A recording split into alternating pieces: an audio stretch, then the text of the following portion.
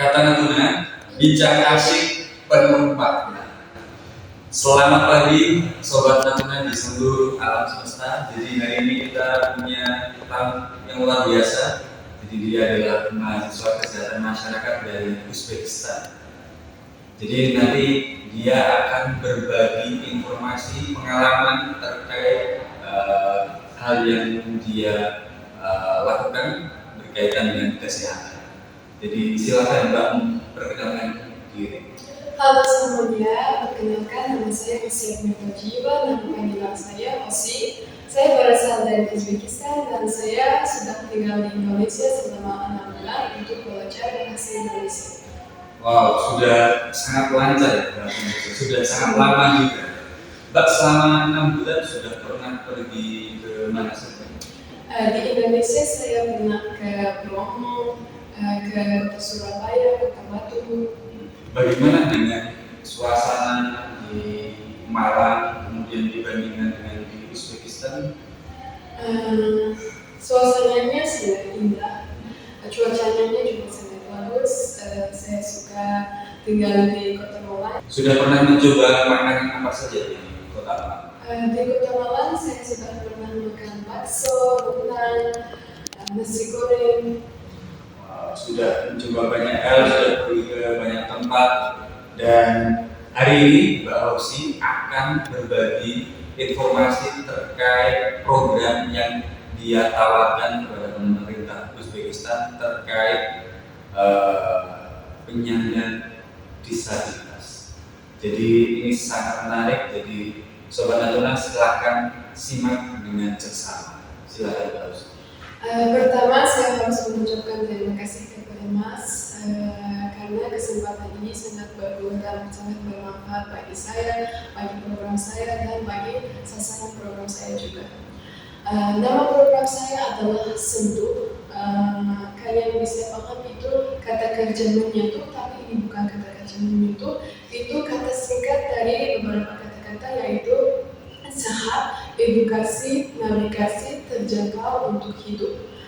Maknanya apa itu memberikan layanan kesehatan bagi penyandang disabilitas dan edukasi bagi penyandang disabilitas, navigasi dalam layanan darurat dan fasilitas yang lain, dan terjangkau untuk semua kalangan. Dan membantu menciptakan kehidupan yang lebih baik bagi penyandang disabilitas. Ada makna simbolis juga. Makna simbolisnya bagaimana menyatu kehidupan penyandang disabilitas melalui memberikan layanan kesehatan bagi mereka.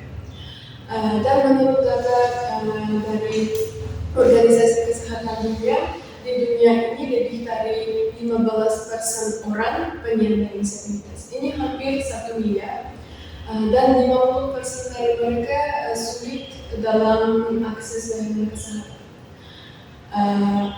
Dan di beberapa negara, beberapa penyandang disabilitas menghadapi beberapa tantangan dalam layanan kesehatan. Tantangan seperti apa? Akses terbatas di layanan kesehatan atau kurangnya layanan kesehatan, kurangnya edukasi kesehatan, dan minimnya layanan darurat dan kesulitan dalam mendapatkan obat-obatan atau mendapatkan konsultasi medis tanpa harus berbayar. Itu latar belakang program saya. Kalau sasaran saya siapa? Sasaran saya penyandang disabilitas. Ada 4 jenis disabilitas, yaitu disabilitas fisik yang pengguna kursi roda, dan disabilitas sensorik, tunawicara, tunanetra, dan disabilitas intelektual dan perkembangan, yaitu autisme dan sindrom, dan terakhir disabilitas mental, yaitu depresi atau gangguan kecemasan. Itu sasaran program saya. Kalau keunggulan program saya itu menjaga kemandirian, cepat dan praktis, dan berbasis teknologi dan dukungan darurat. Kalau fungsi atau fitur-fitur program saya secara umum ada dua fitur, yaitu fitur utama dan fitur tambahan. Kalau fitur utama ada tiga jenis lagi, yaitu fitur darurat, fitur konsultasi, dan fitur farmasi. Pengguna bisa menelpon dan memanggil ambulans dalam 24 jam melalui fitur darurat. Dan ada pelacak lokasi, melalui pelacak lokasi pengguna tidak usah mengirim lokasi lagi. Dan ada notifikasi juga, notifikasi bagi keluarganya atau bagi tempat medis yang terdekat dengan mereka.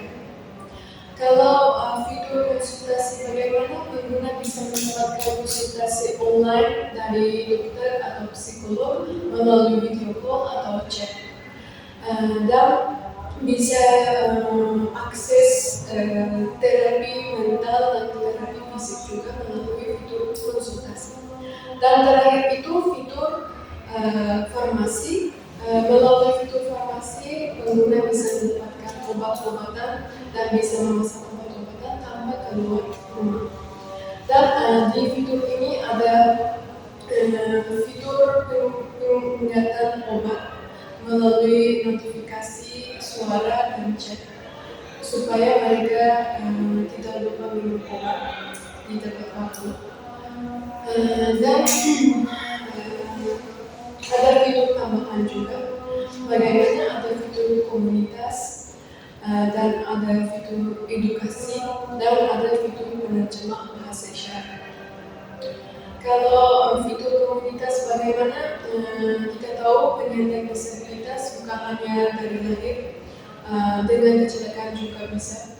Dan melalui fitur komunitas, mereka yaitu penyandang disabilitas bisa saling berdialog, seperti bisa ambil motivasi, bisa ambil saran, dan itu sangat bermanfaat bagi mereka menurut saya.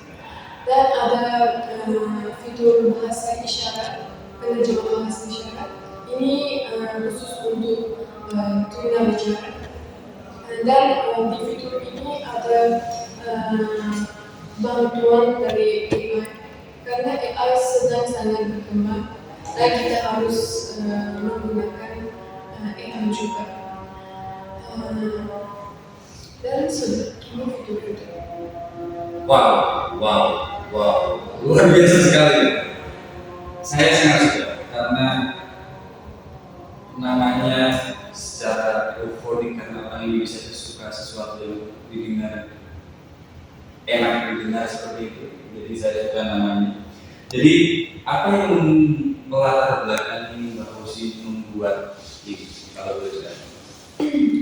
Saat saya belajar di SMP, saya punya teman yang penyandang disabilitas intelektual, dan dia sering kena kekerasan, dan dia sering menghadapi dengan tantangan dalam hidup dia.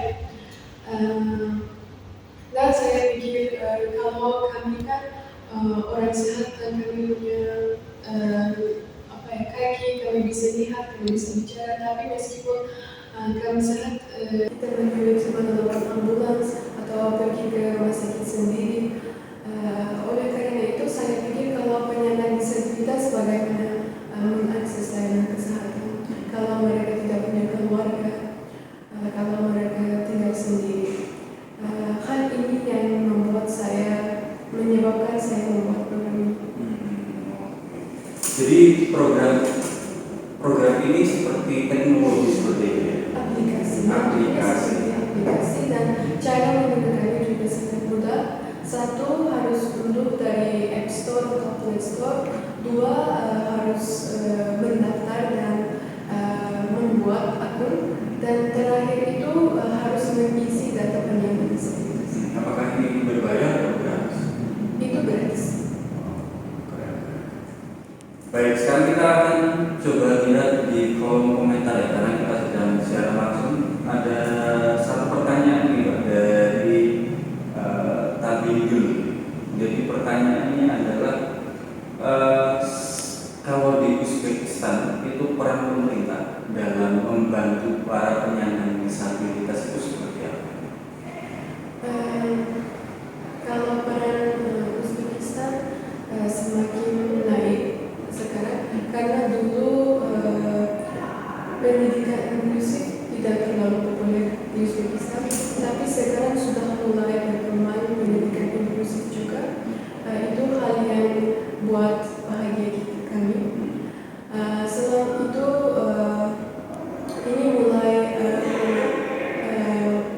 mempermudah layanan kesehatan bagi penyandang disabilitas juga melalui membayar operasi mereka atau melalui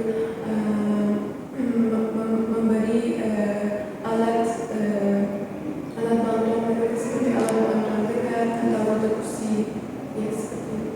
Sudah lebih baik ya daripada sebelumnya. Wow, luar biasa Sobat Natuna informasi dari Mbak Osi. Jadi kalau Sobat Natuna orang kaya mungkin para pengusaha yang ingin mendanai program atau aplikasi dari Mbak Osi dengan nama Sentuh, namanya saja sudah keren ya. Jadi Anda bisa menghubungi kami atau bisa langsung menghubungi Mbak Osi di email dan sosial media. Jadi terima kasih Mbak Osi untuk pertemuan yang luar biasa ini. Jadi kita mungkin akan bertemu lagi di kesempatan di episode yang berikutnya. Baik Sobat Natuna, kita akan bertemu lagi di episode Kata Natuna berikutnya. Dadah.